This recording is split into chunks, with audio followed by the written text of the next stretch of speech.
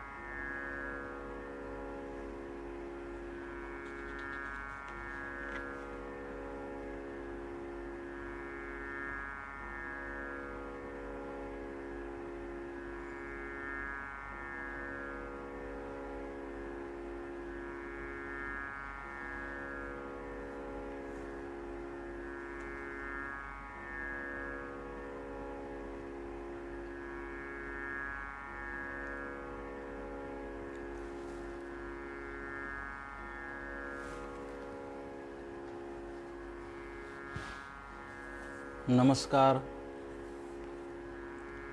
सबके हृदय में चैतन्य स्वरूप से विराजमान परम कृपालु परमात्मा को प्रणाम करता हुआ आप सभी दिव्य आत्माओं को मेरा सप्रेम जय गुरुदेव।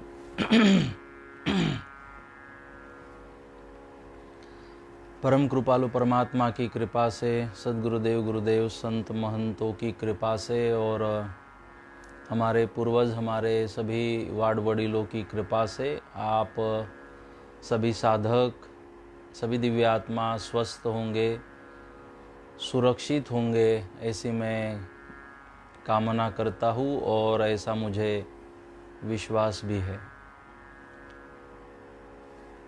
परम कृपालु परमात्मा की कृपा है और सद्गुरु भगवान के आशीर्वाद है कि हम अनमोल ऐसे मानव जीवन में जीवन का कल्याण हो, जिस लिए मनुष्य जन्म भगवान ने हम सबको दिया, उन मूल्यों को समझने की कोशिश करें, इसका हम प्रयास कर रहे हैं। क्योंकि हम अगर निकल पड़े हैं, हम अगर जीवन को जी रहे हैं, तो कहीं तो हमें पहुंचना है, कहीं पहुंचने के लिए हम जी रहे हैं, कहीं पहुंचने के लिए हमने चलना शुरू किया है। नहीं तो फिर बस चलते ही रहेंगे, बस जीवन जीते ही रहेंगे, किसी उद्देश्यों के बगैर या किसी ध्येय के बगैर। और कुछ अगर जीवन को जीने से, जीते समय, चलने से अगर कुछ हासिल नहीं हो रहा है, तो क्या आप ऐसी दुकान चलाना चाहोगे कि जिसमें नुकसान होता हो? ऐसी खेती करना चाहोगे जिसमें नुकसान होता हो? या ऐसी जॉब करना चाहोगे जिसमें नुकसान होता हो? तो जैसे हम इन चीज़ों में फ़ायदे की बात सोचते हैं, नफ़े की बात सोचते हैं, उसी तरह जीवन के बारे में भी हमने नफ़े की बात सोचनी चाहिए, फ़ायदे की बात सोचनी चाहिए कि मेरा समय बर्बाद न हो। मैं मेरे जीवन में जो मुझे मिला हुआ समय है उसका मैं सदुपयोग करूं। तो मैं जीवन के फायदे के बारे में भी सोचूं कि मनुष्य जन्म का मुझे सौभाग्य प्राप्त हुआ है, तो मैं उसके फायदे के बारे में सोचूं। मनुष्य जन्म में मुझे जो समय मिला है, मैं उस समय के फायदे के बारे में सोचूं कि वो व्यर्थ चला न जाए। क्योंकि मेरा आप सबका जीवन जो है वो जैसे नदी का जो बहता हुआ जल है उसके समान है। नदी में जो जल बहता है तो एक बार जो जल बह जाता है वापस नहीं आता, वो बह गया निकल गया, जो आएगा वो नया आएगा। तो जैसे प्रवाहित नदी का जो जल है जो बह जाता है फिर वापस नहीं आता, उसी तरह हमारे जीवन में जो समय है जो बह गया, जो निकल गया, वो निकल गया, वो वापस आने वाला नहीं है, चाहे हम जो कुछ कर ले। तो इसलिए समय अनमोल है, तो इसका सदुपयोग करें और मिले हुए समय का फ़ायदा उठाने की हम सब कोशिश करें। तो मन हर ज्ञान के 15वें श्लोक का हमने कल तक चिंतन किया। आइए मन हर ज्ञान के हम अगले 16वें श्लोक का चिंतन करते हैं और समझने की कोशिश करते हैं कि सद्गुरुदेव हमें कौन सा इशारा देना चाहते हैं। जैसे कल हम सुन रहे थे कि संतों के लक्षण जो मैंने सुना है, भक्तों के लक्षण, संतों के लक्षण, या तो कौन सा व्यक्ति मुझे प्रिय है वो मैंने बताया, और मुझे कौन सा भक्त, कौन सा व्यक्ति, कौन सा संत प्रिय है वो मैं आपको बता रहा हूँ। तो सद्गुरुदेव कहते हैं वो आप एक मन से और एकाग्रता से सुनिए। राजा परीक्षित ने एक ही बार कथा सुनी शुकदेव जी से, एक ही बार कथा सुनी पहली, और वही कथा अंतिम थी। एक ही कथा से जीवन मुक्त हो गए, एक कथा से परीक्षित राजा जीवन मुक्त हो गए। हाँ, मैं मानता हूँ, क्योंकि एक ही कथा से वो जीवन मुक्त हुए, क्योंकि कथा उन्होंने शुकदेव जी से सुनी थी जो स्वयं जीवन मुक्त थे, गर्भ में थे, बाहर आ ही नहीं रहे थे शुकदेव जी। और बाहर इसलिए नहीं आ रहे थे कि जैसे मैं जन्म धारण करूं तो ये माया के प्रभाव में मैं आ सकता हूँ, और जैसे माया का प्रभाव भी मुझे स्पर्श करता है तो फिर मैं जो करना चाहता हूँ वो हो नहीं सकता। तो फिर भगवान को सहयोग बनाना पड़ा सबको मिलकर कि उतने समय तक माया के प्रभाव को भगवान ने रोक दिया था जब शुकदेव जी ने जन्म धारण किया था। तो ऐसे विरक्त शुकदेव जी थे और उन्होंने जन्म धारण करने से पहले अपनी माँ को कह दिया था कि मुझे माया में फंसाना मत, मुझे रोकना मत, मेरा जन्म धर्म प्रचार, आत्म कल्याण और जग विश्व कल्याण के लिए मैं कार्य करना चाहता हूँ। तो हे माँ, अगर तू मुझे रोकेगी नहीं और मेरे मार्ग से, अध्यात्म के मार्ग से जाने देगी तो मैं जन्म धारण करता हूँ। तो माँ को कहना पड़ा था, जन्म से पहले प्रॉमिस करना पड़ा था। आजकल के हमारे जैसे बच्चे, मैं और आप, कुछ अलग प्रॉमिस चाहते हैं माँ बाप से, लेकिन ऐसे कुछ बच्चे आज भी है, ऐसे कुछ बच्चे हुए हैं हमारे भारतीय संस्कृति में कि जिन्होंने अपने माँ बाप से प्रॉमिस चाहा कि आप मुझे अध्यात्म के रास्ते पर जाने दोगे, रोकोगे नहीं, मुझे फंसाओगे नहीं, या मेरी आसक्ति में बेटा बेटा बेटा मेरी आसक्ति में फंसोगे नहीं, वचन दो, प्रॉमिस करो तो मैं जन्म लेता हूँ, मैं अवतरित होता हूँ। तो माँ ने भी कहा, माता ने भी कहा कि ठीक है बेटा। और फिर जैसे उन्होंने जन्म धारण किया और उतने समय के लिए माया के प्रभाव को रोक दिया था और फिर वो वहाँ से निकल पड़े। और ऐसे मैंने सुना है, पढ़ा है, संतों से सुना है, अपने बड़ों से, कि जब इस माया के प्रभाव को रोक दिया था, उस समय में जिन जिन व्यक्तियों का जन्म हुआ, फिर वो इसी तरह भगवान की भक्ति में वो लीन हुए हैं। तो उनसे उन्होंने ऐसे विरक्त जो जन्म धारण करने से पहले वो खुद से वादा कर चुके थे कि मैं जन्म धारण कर रहा हूँ, लेकिन मैं जन्म धारण करने के बाद मैं जिसका अंश हूँ और जिसने मेरी रक्षा की है, गर्भवास में कर रहा है, मैं उसको भूलने वाला नहीं हूँ। मैं उसके लिए ही, उसकी अनुभूति के लिए ही जीना चाहता हूँ। तो जन्म धारण करने से पहले ध्येय निश्चित था, अपना गोल फिक्स कर दिया था। मैंने इसलिए याद कराया कि हमारी आयु तो 50-60 साल की हो जाती है, लेकिन फिर भी हम तब तक भी हमारा गोल फिक्स नहीं होता है कि मैंने किस तरह से अपने जीवन को जीना है, बस जी रहे हैं। तो अर्थ शून्य जीवन फिर हमारा हो जाता है। हाँ, हम निश्चित करें कि मैं देश के लिए, समाज के लिए, परिवार के लिए, अपने आप के लिए मैं क्या करना चाहता हूँ, किस तरह मैंने अपने जीवन को जीना चाहिए। तो ये फिक्स करें, तब आप कुछ कर सकते हो। तो जैसे कि पढ़ाई में आपने फिक्स किया ना कि मुझे किस तरह की पढ़ाई करनी है, कि मुझे इंग्लिश मीडियम में जाना है, क्योंकि इंग्लिश मीडियम में पढ़ने से आगे इस तरह का कुछ मैं भविष्य में मैं करना चाहता हूँ।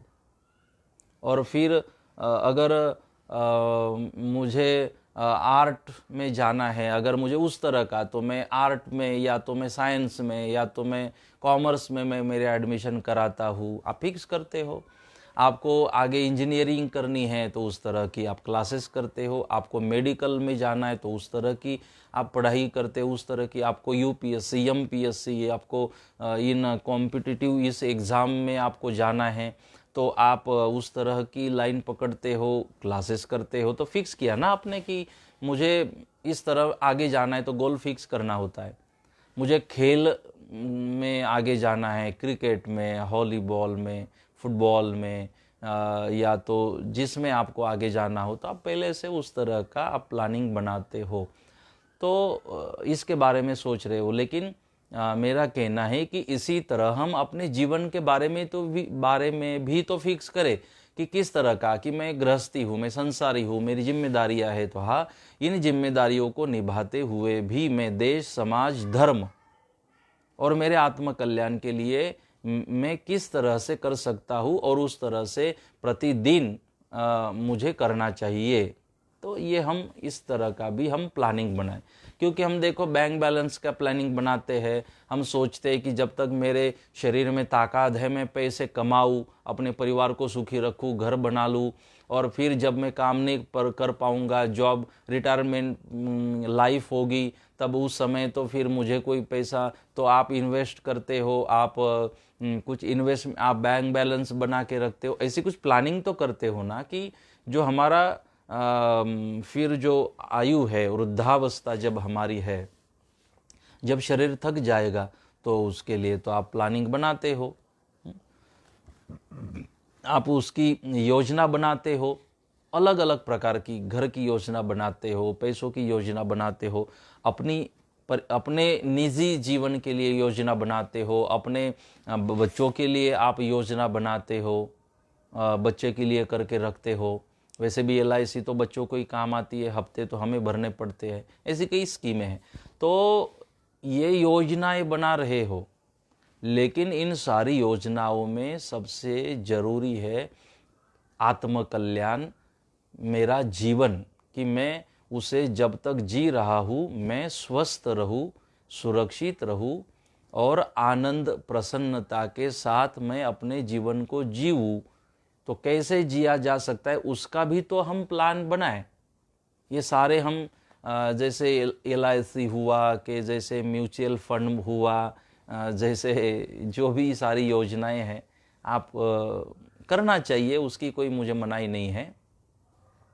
लेकिन कहने का मेरा तात्पर्य है कि ऐसी योजना हम आत्म कल्याण के बारे में भी बनाते रहे, इसके बारे में भी सोचते रहे, तो ये भी ज़रूरी है। इसके बारे में भी हम लोग सोचें, तो इसी आधार पर कि हम संसार करते करते हमने जो जीवन मिला, हमने फिर पढ़ाई की, हमने फिर पढ़ाई के बाद दुकान, जॉब, फिर की खेती बाड़ी, शादी बनाई, बाल बच्चे, पत्नी, परिवार, रिश्तेदार, ये सारी जिम्मेदारियां जीवन में आई। उन जिम्मेदारियों को आप बहुत बखूबी आप निभा रहे हो, अच्छी बात है, प्लानिंग कर। तो ये तो हो गई एक भौतिक जगत की जिम्मेदारियां। भौतिक जगत की जिम्मेदारियां आप निभा रहे हो। ये भौतिक जगत की जिम्मेदारियां तब तक काम आती है जब तक आप जीवित हो, जब तक श्वास से चल रही है। लेकिन श्वास रुक जाने के बाद ये भौतिक जगत तो छूट जाता है। संसार की दी हुई बातें संसार वापस ले लेता है। शरीर संसार ने दिया, वापस ले लिया।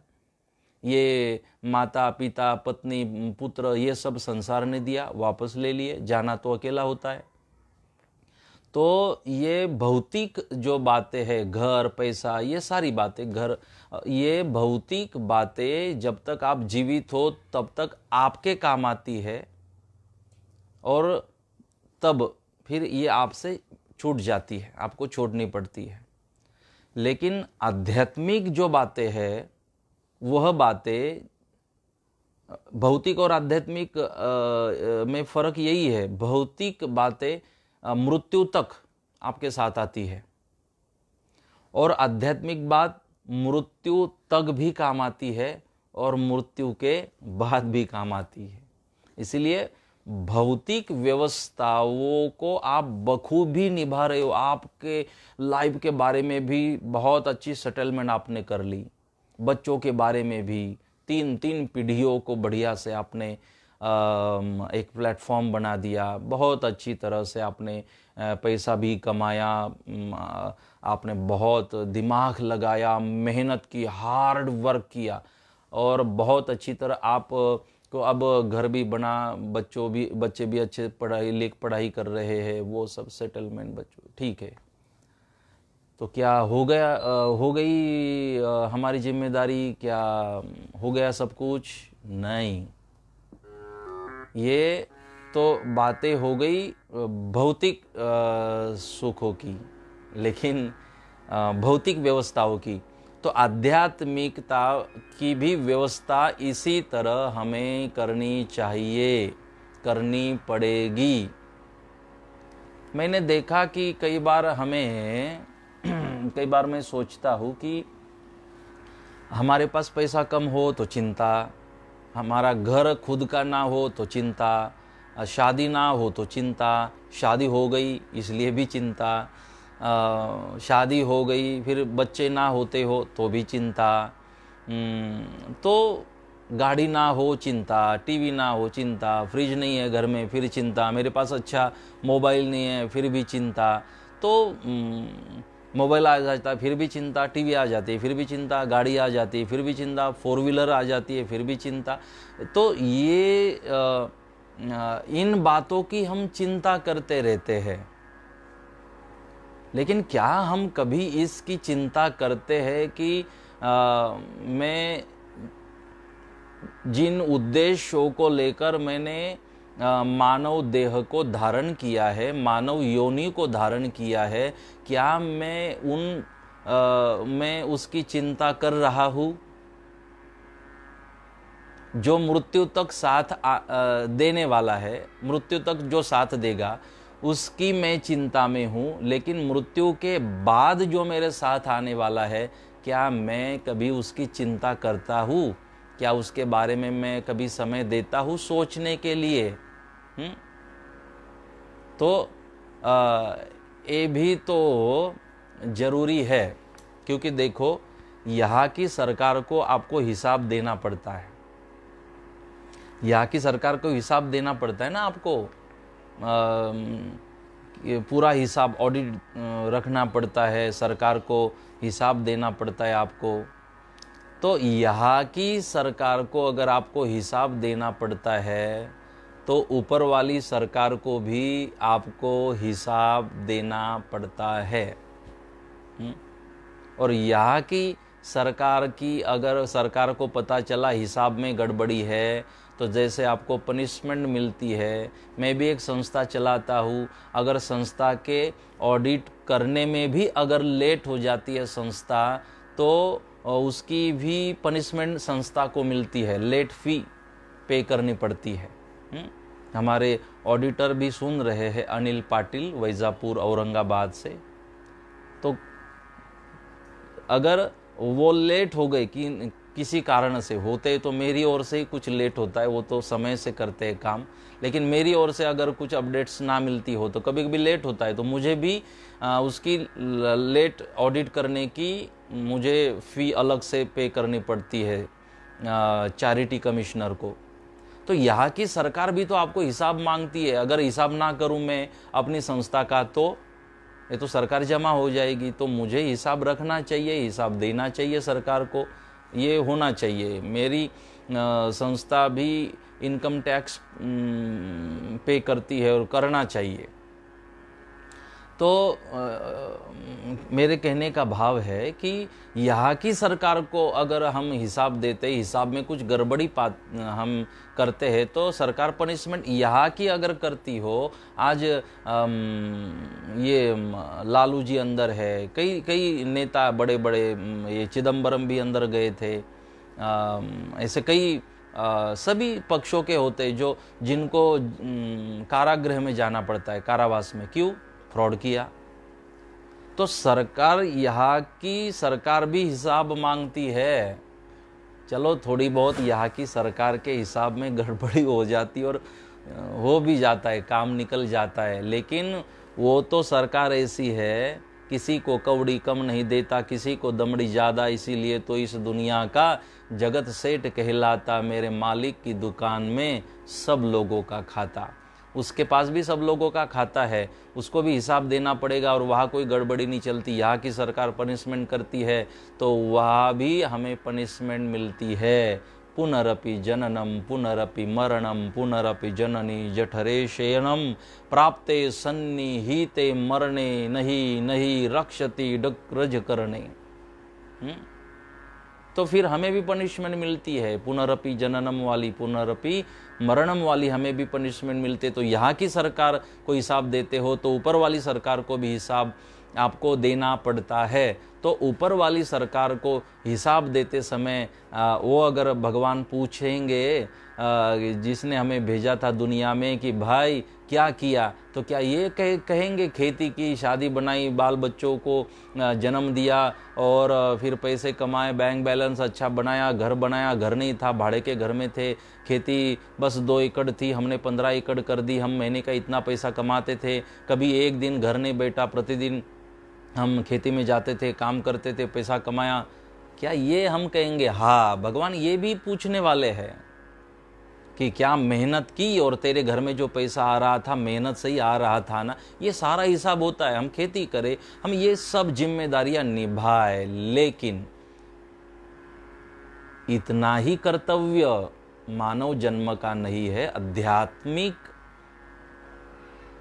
गति का भी है, प्रवृत्ति का भी है।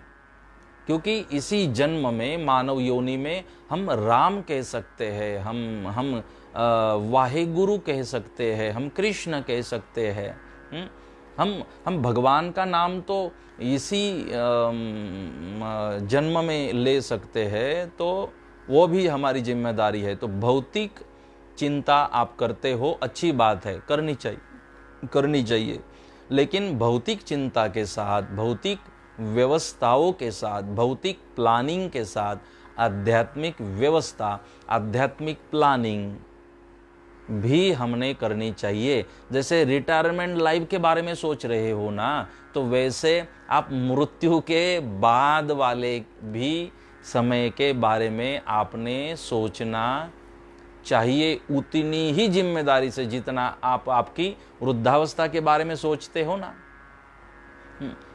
तो उतनी ही उसी तरह हमने आध्यात्मिक लाइफ के बारे में सोचना चाहिए। मृत्यु के बाद वाली हमारे आत्म कल्याण के बारे में भी हमने सोचना चाहिए। अगर सोचते हो, समझते हो, तो मुझे कहने की ज़रूरत नहीं होगी कि सुबह उठने के बाद आप भगवान को थैंक यू कहो। मुझे ज़रूरत ही नहीं होगी, आप भगवान को प्रणाम करोगे ही करोगे। तो इन बातों को हम समझने की कोशिश करें तो शायद ठीक होगा। तो इसलिए हम मनहर ज्ञान को आधार बनाते हुए इन सारी बातों को कह रहे हैं। जैसे कि आपको बहुत चालाकी से और बहुत प्लानिंग से ये सारा करना पड़ेगा।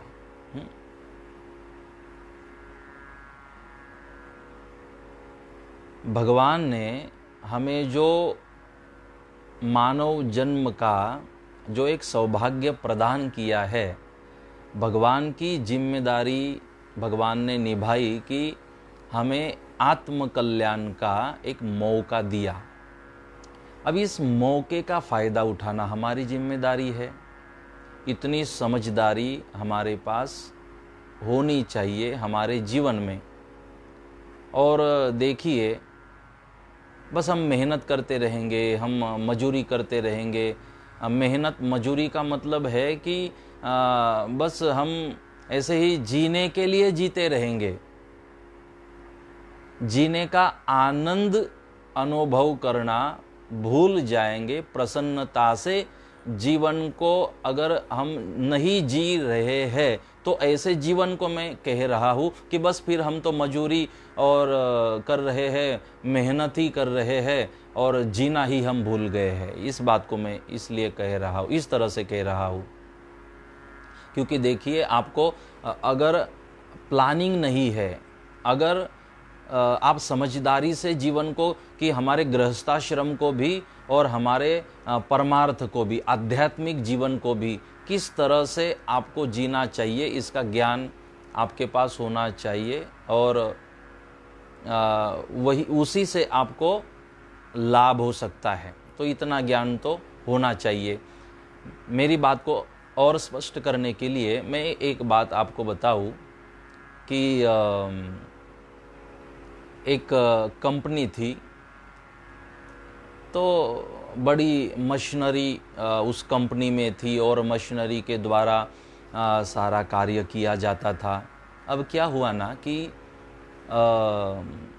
मशीनरी में कुछ फॉल्ट हुआ, मशीनरी बंद हो गई और मशीनरी बंद होने से अब कंपनी बंद हो गई। अब वहाँ तकलीफ़ हो गई। अब उस मशीन को ठीक करवाने के लिए बहुत सारे इंजीनियर को बुलवाया। सब मशीनरी खोली, उसमें कहाँ फॉल्ट हुआ वो देख रहे हैं। तो अब मशीनरी खोली, बिठाई, ठीक की, चालू करके दिखाई तो देखी तो चालू ही नहीं हो रही थी।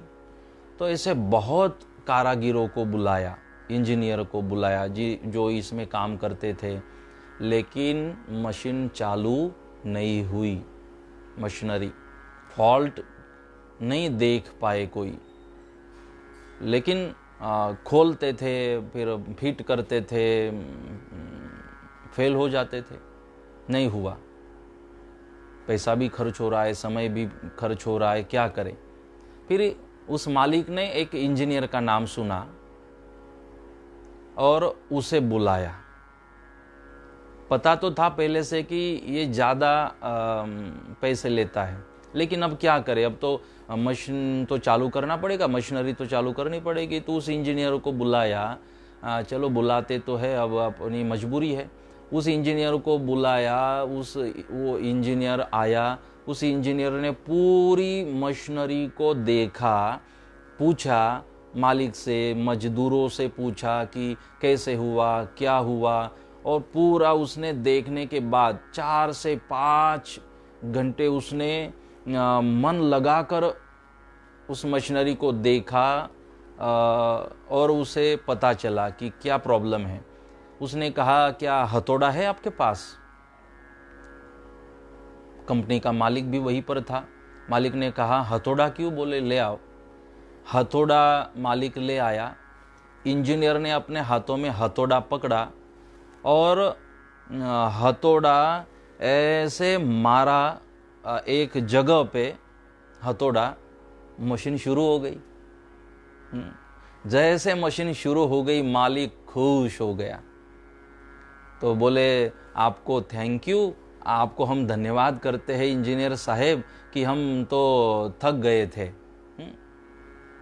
हम परेशान हो गए थे और आपने जैसे हथौड़ा मारा, आपको फॉल्ट पता चला मशीनरी का और आपने मेरी मशीनरी चालू कर दी और देखो आपने बहुत अच्छा काम किया, हम आपका धन्यवाद करते। इंजीनियर ने कहा, भाई धन्यवाद तो कर दिया आपने, लेकिन धन्यवाद से पेट तो नहीं भरेगा।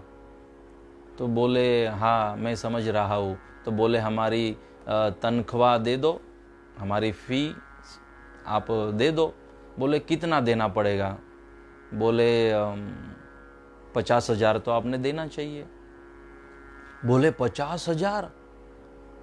बोले, इससे पहले जो इंजीनियर आए थे उन्होंने पूरी मशीनरी खोली, फिर फिट कर दी, 8 दिन उनको समय लगा, फिर भी उन्होंने इतने पैसे नहीं मांगे। उनकी भी तो मजूरी बनती थी, ठीक है फॉल्ट नहीं निकला, लेकिन मजूरी तो बनती थी, लेकिन इतने पैसे तो उन्होंने भी नहीं मांगे।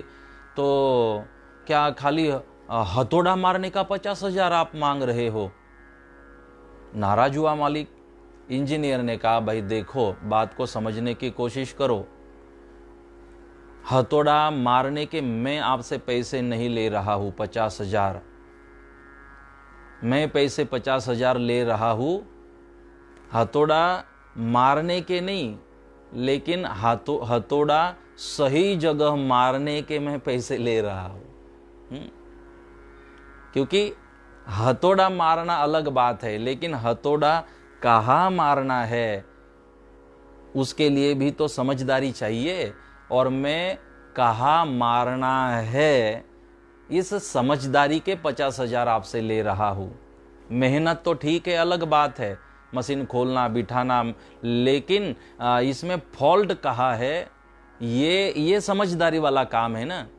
खाली मशीन में फॉल्ट है तो खोल दिया, बिठा दिया, खोल दिया, देख लिया, लेकिन फॉल्ट अगर समझ में नहीं आ रहा हो तो खोलने बिठाने से मतलब क्या है। तो इसीलिए उस इंजीनियर ने कहा कि हथौड़ा मारने के 50,000 नहीं, हथौड़ा कहाँ मारना है इसके मैंने 50,000 आपसे मांगे हैं, आपको देने चाहिए। बात समझ में आ गई मालिक के, आपने बात तो बहुत अच्छी की है। इसलिए मनुष्य जन्म में खाली हम मेहनत ही करते रहे, हम खाली अपने जीवन को जी ही रहे हैं, लेकिन प्रसन्नता उस जीवन में नहीं है। समझदारी किस तरह मैंने अपने जीवन को जीना चाहिए, अगर ये समझदारी आपके जीवन में नहीं है तो शायद कहीं तो हम भूल कर रहे हैं। तो मेरे कहने का तात्पर्य है, जीवन को जीते समय आप आपकी जिम्मेदारियों को भली भांति निभाए, ईमानदारी से निभाए, लेकिन इसके साथ साथ जीवन में प्रसन्नता के लिए, आनंद की अनुभूति के लिए, जीवन कल्याण, आत्म कल्याण के लिए समझदारी भी, संतों का, वेदों का, शास्त्रों का दिया हुआ ज्ञान भी जरूरी है। तो शायद आप मेरी बात को समझ रहे हो कि इसी तरह बस हम मेहनत करते रहेंगे तो कोई नतीजा आने वाला है नहीं। हमें समझदारी भी साथ साथ में रखनी होगी। खाली हम खोलते रहेंगे, मेहनत मजदूरी करते रहेंगे, लेकिन हंसना भूल जाए, प्रसन्नता भूल जाए, भगवान का नाम भूल जाए, अपनों से मिलना, बात करना भूल जाए, तो फिर गड़बड़ है कहीं तो।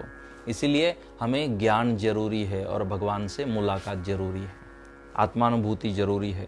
तो 16वें मनहर ज्ञान के पंच कड़ी में सदगुरु भगवान हमें कह रहे हैं,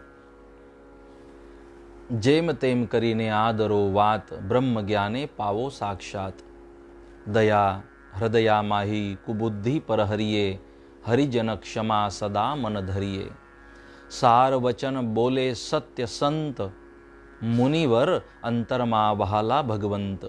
हरिजन हरि चरणे मन मांडे, अवर कुमार्ग मेली रे छांडे। हर्ष ने शोक न करे सदाही, पर उपकार करे धरे मुदाही। पर उपकारी परमार्थी, अने हरिजन तेनु नाम। काम क्रोध व्यापे नहीं, निर्मल बुद्धि तमाम।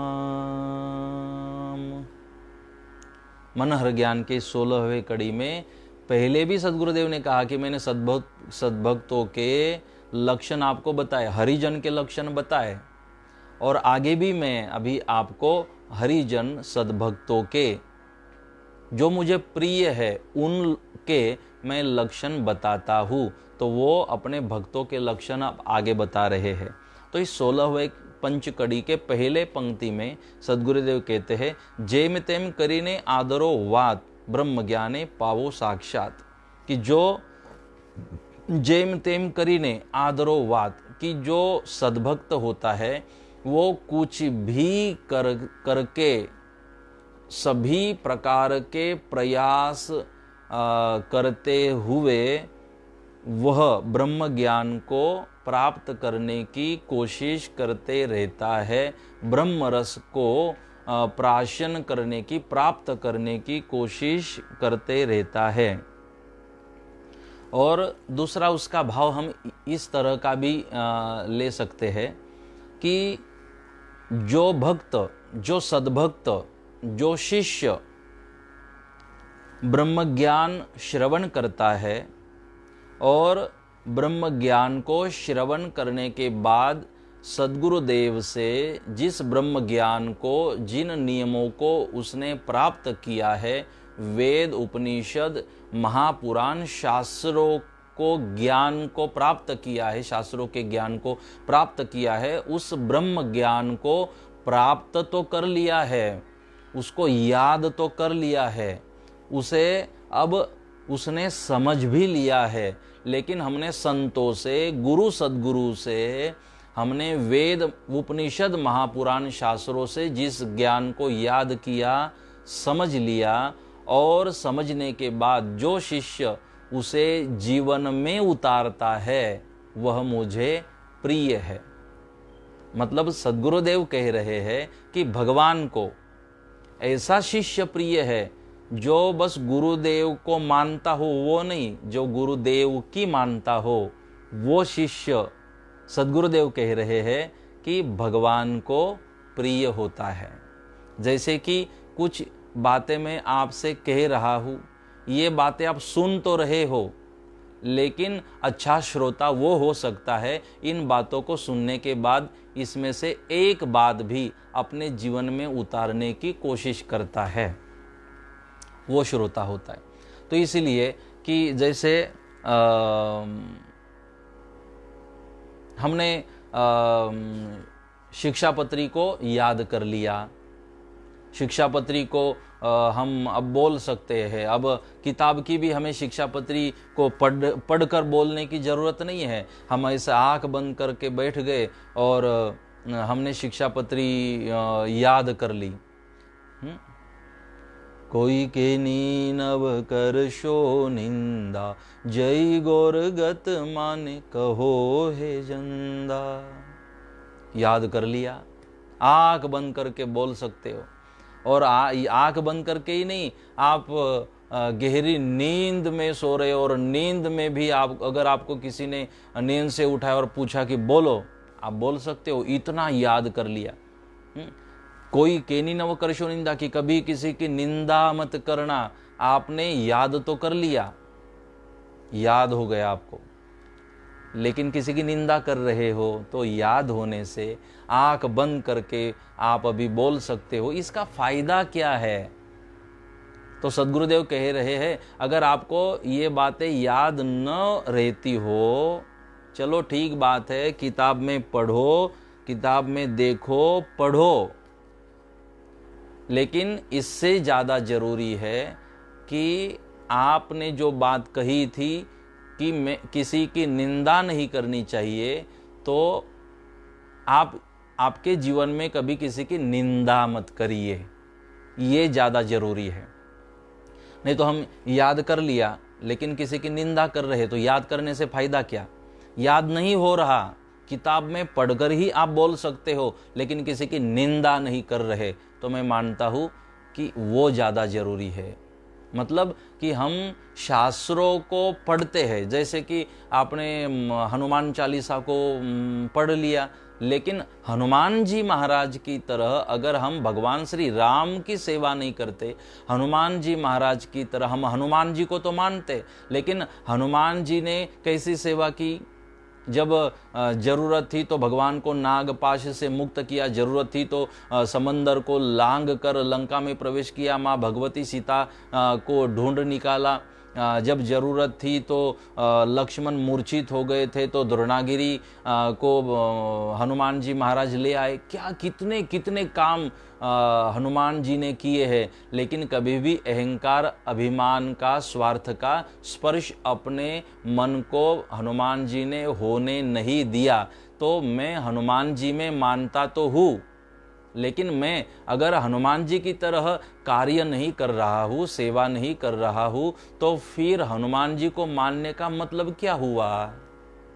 अगर मैं हनुमान जी को मानता हूँ तो हनुमान जी की तरह मैंने कार्य करने की कोशिश करनी चाहिए, तो प्रूव होगा कि आप हनुमान जी को मानते हो, या आप हनुमान जी के भक्त हो, या हनुमान जी आपको पसंद कर सकते हैं। कहने का तात्पर्य ये है।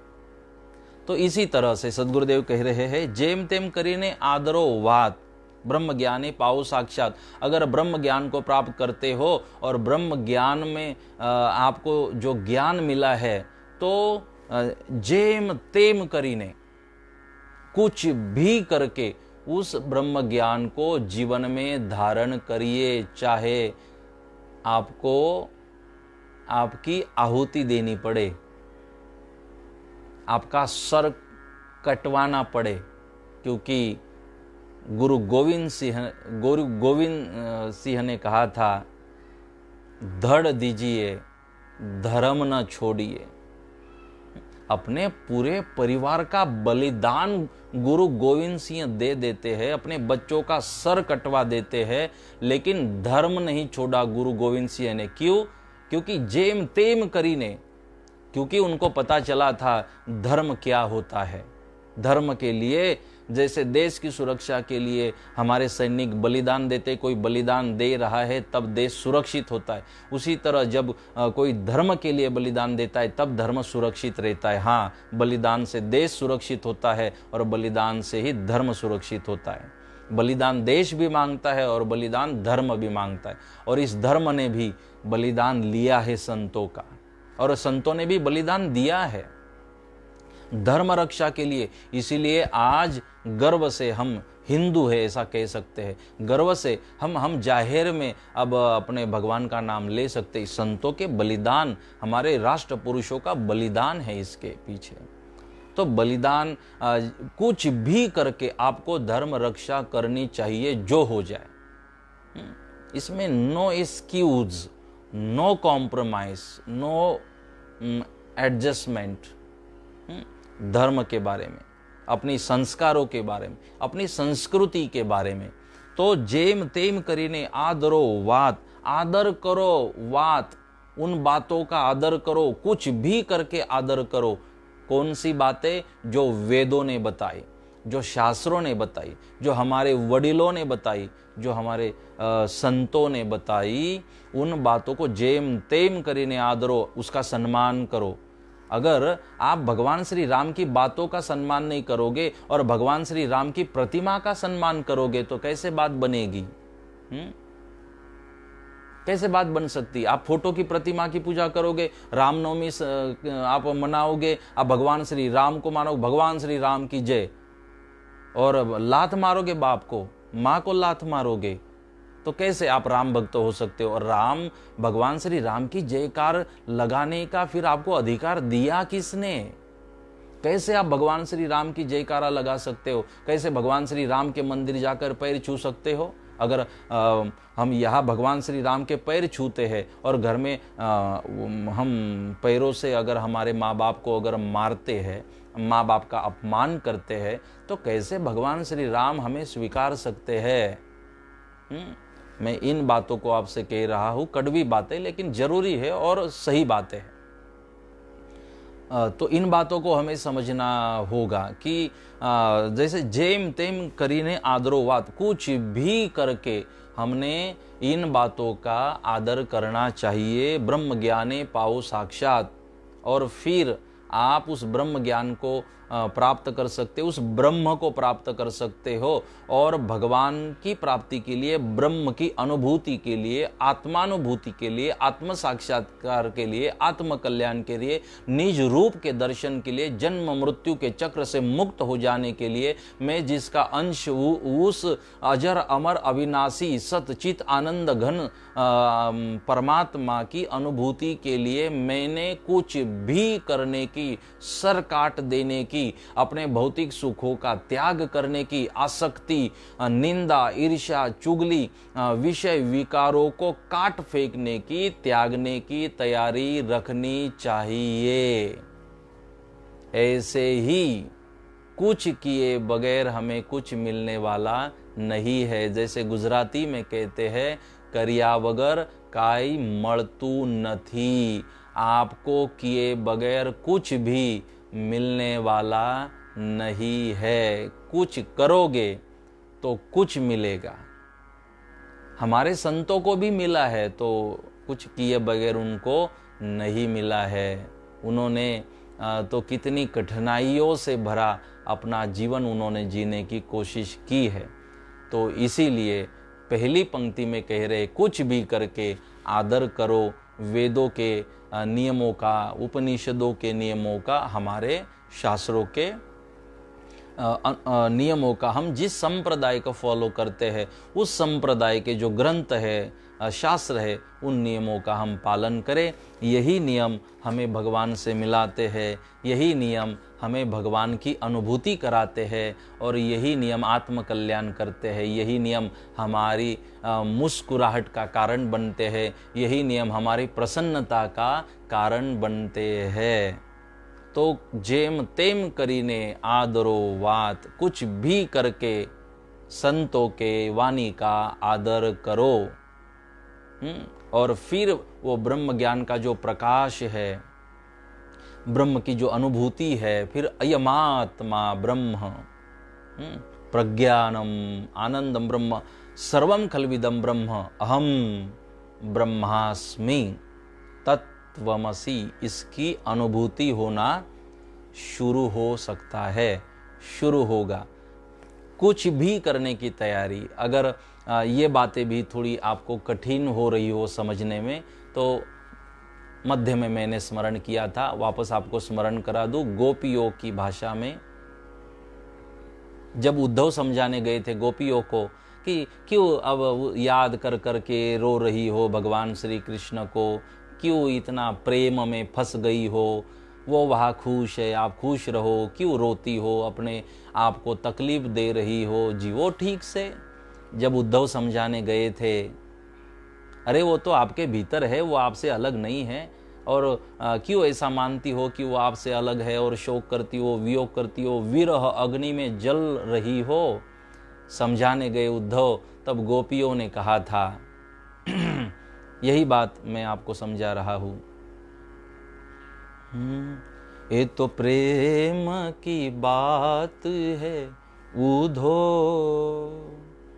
बंदगी तेरे बस की नहीं है।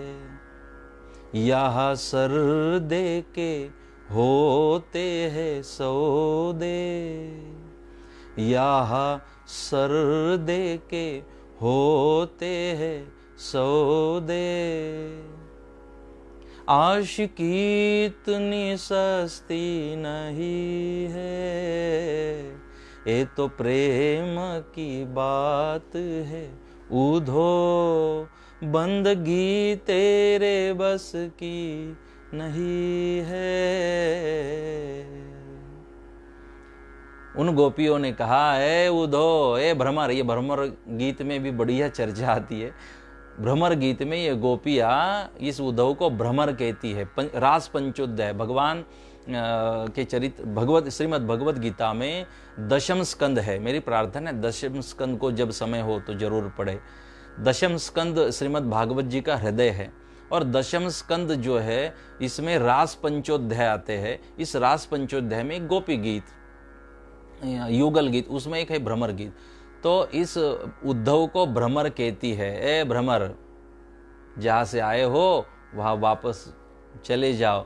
आप जो भी भुन भुन भुन करोगे ना, हम सुनने वाले नहीं है, इसलिए भ्रमर का, और भ्रमर वापस चले जाओ, भ्रमर गीत। तो गोपियाँ कहने लगी, ये तो प्रेम की बात है, और उद्धव भक्ति की बात है। ये बंदगी है ना, कितना बढ़िया शब्द प्रयोग गोपियाँ करती है, बंदगी। कवियों को प्रणाम करने का मन होता है, जिन कवियों ने इन गोपियों के भाव को इस तरह से रखा है। हम तो बस गा रहे हैं, लेकिन उन कवियों को प्रणाम करने का मन होता है कि ये बंदगी तेरे बस की नहीं है उद्धव। ये बंदगी भगवान के प्रति हम बंद गए हैं, जो बंदगी हमारे हृदय में है वो तेरे बस की बात नहीं है। भगवान को चाहना, भगवान को मिलना, भगवान को याद करना, भगवान को समर्पित हो जाना, भगवान को सब कुछ अर्पण कर देना, भूल जाना, भगवान के अलावा बस किसी को याद न करना, ये जो बंदगी है ना उद्धव, ये तेरे बस की नहीं है, ये तू नहीं कर सकता, और इसलिए तू यहाँ से चला जा। यहाँ सरदे के होते हैं, तू तो हमारे आंसुओं को देख रहा है उद्धव, तू तो हमारे इस दुख को, विरह को देख रहा है।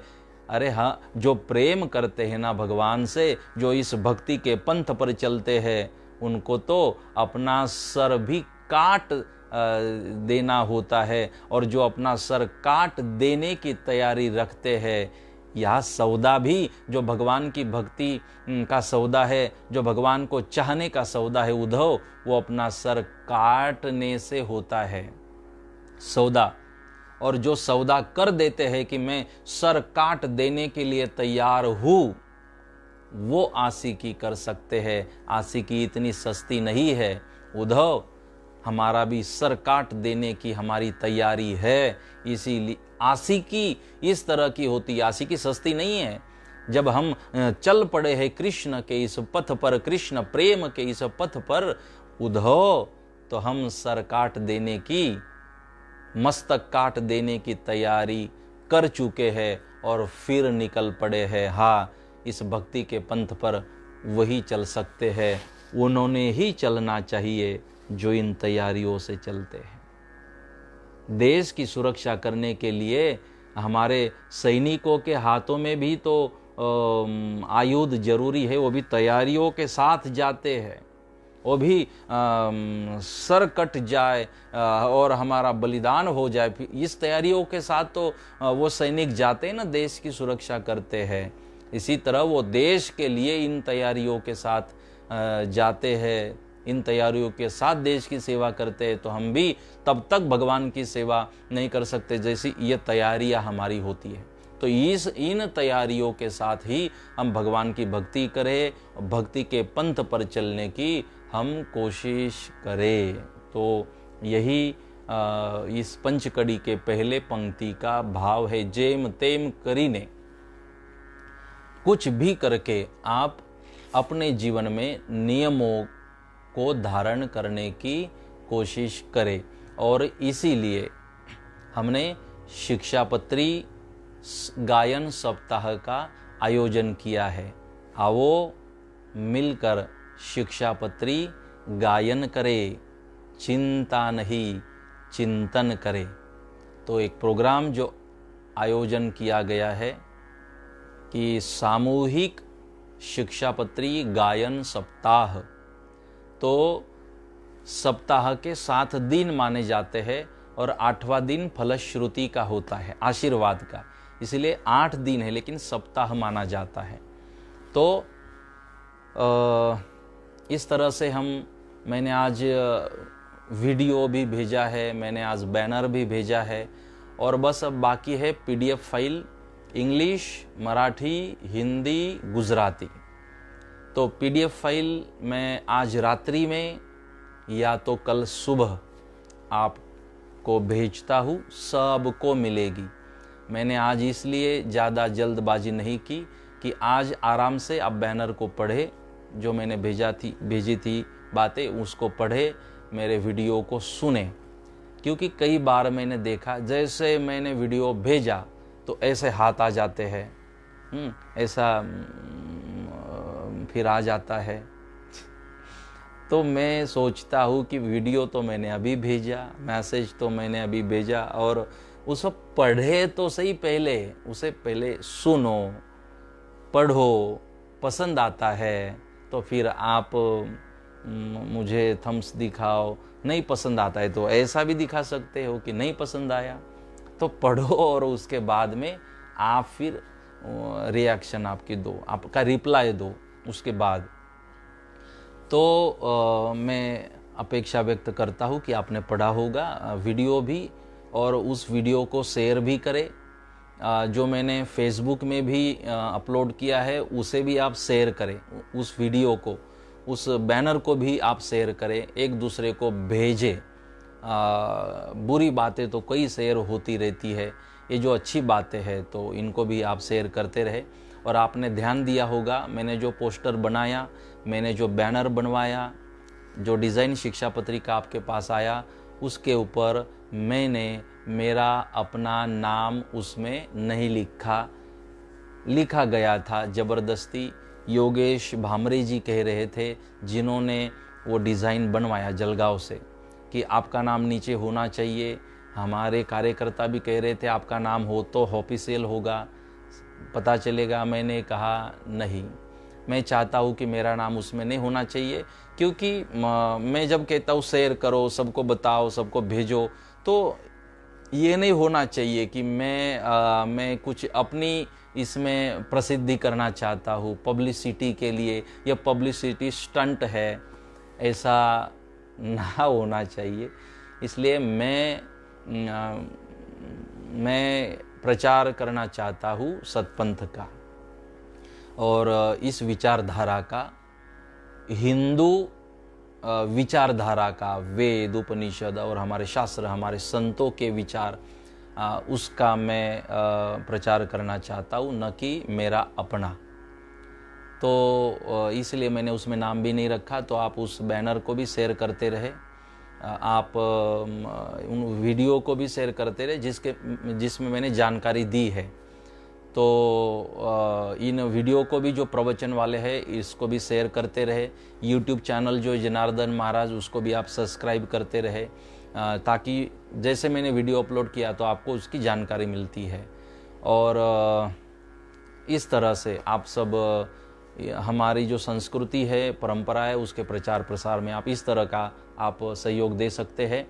तो 21 तारीख से लेकर 28 तारीख तक हमें शिक्षा पत्रिका पठन करना है, शाम को 7:30 बजे, क्योंकि सब अब ड्यूटी जॉब चालू हो गए हैं। तो खेती के कामों जो भी हम शाम को आ जाते हैं, भोजन हो जाएगा और फिर आराम से बैठकर 7:30 बजे 8 से 10 मिनट आपको लगेंगे पढ़ने में।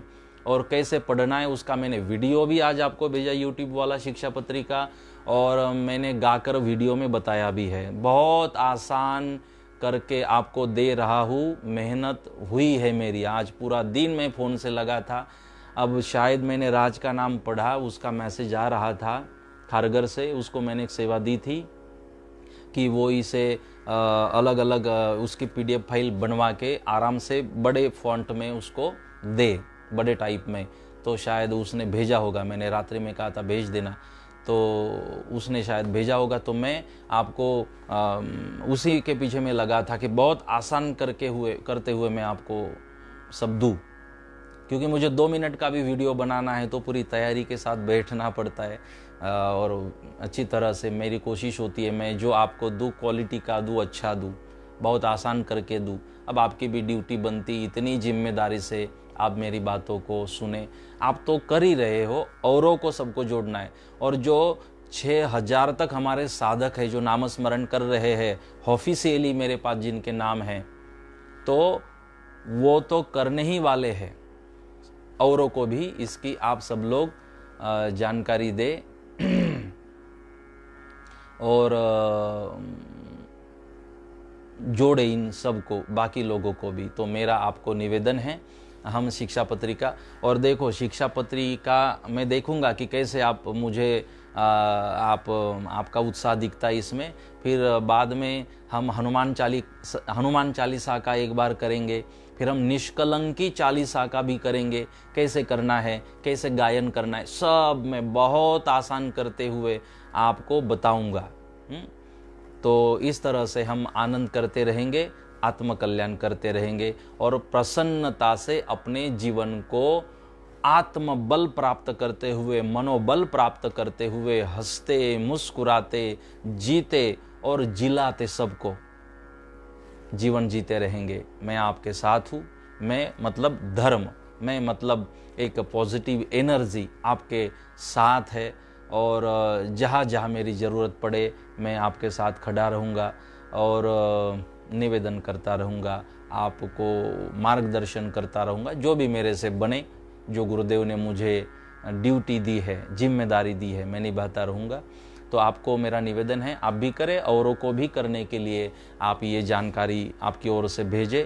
आपको हृदय से धन्यवाद करता हुआ, भगवान के पास आपके सब के लिए मंगल कामना करता हुआ, बस मेरी बातों को आज मैं यही पूर्ण करता हूँ, मेरी वाणी को विश्राम देता हूँ। और कुछ सूचनाएं तो नहीं, बस जो सूचनाएं मैंने आपको देनी थी वो सारी सूचनाएं मैंने आपको दी है। तो आप घर में आपने भी पढ़ना है। मैं जो PDF फाइल भेज रहा हूँ, तो कल अगर आप उस PDF फाइल की आप प्रिंट आउट निकाल सकते हो, किसी के पास कंप्यूटर हो तो उसके द्वारा, स्कैनर हो, ये प्रिंटर हो तो उसके द्वारा उसकी आप PDF फाइल, अगर किताब नहीं है शिक्षा पत्र की तो आप उसकी 1, 2, 3 कॉपी फिर जेरोक्स कर सकते हो, घर में सबको दो और सब एक साथ में उसका पठन करो। और इसमें कोई ज़्यादा खर्चे वाली बात नहीं है, आत्मकल्याण की ज़रूर बात है। तो इस तरह से आप सब करें, मेरी आप सबको प्रार्थना है। तो इसके लिए बहुत बहुत आपको धन्यवाद।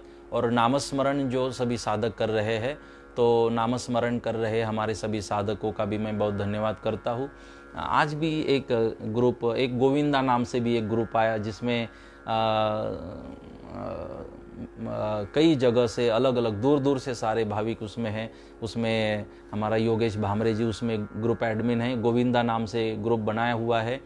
और इसमें कई ग्रुप ऐसा नहीं है कि सतपंथ परिवार, सतपंथ संप्रदाय, अभी योगेश भामरे इसमें है, उसमें दूसरा शेखर वानखेड़े साउदा से, तो ये और कुछ नाम है जो सतपंथ संप्रदाय से नहीं है, लेकिन गोविंदा नाम से उन्होंने अपना समूह बनाया। नामस्मरण हमें भी करना है, सेवा हमें भी देनी है।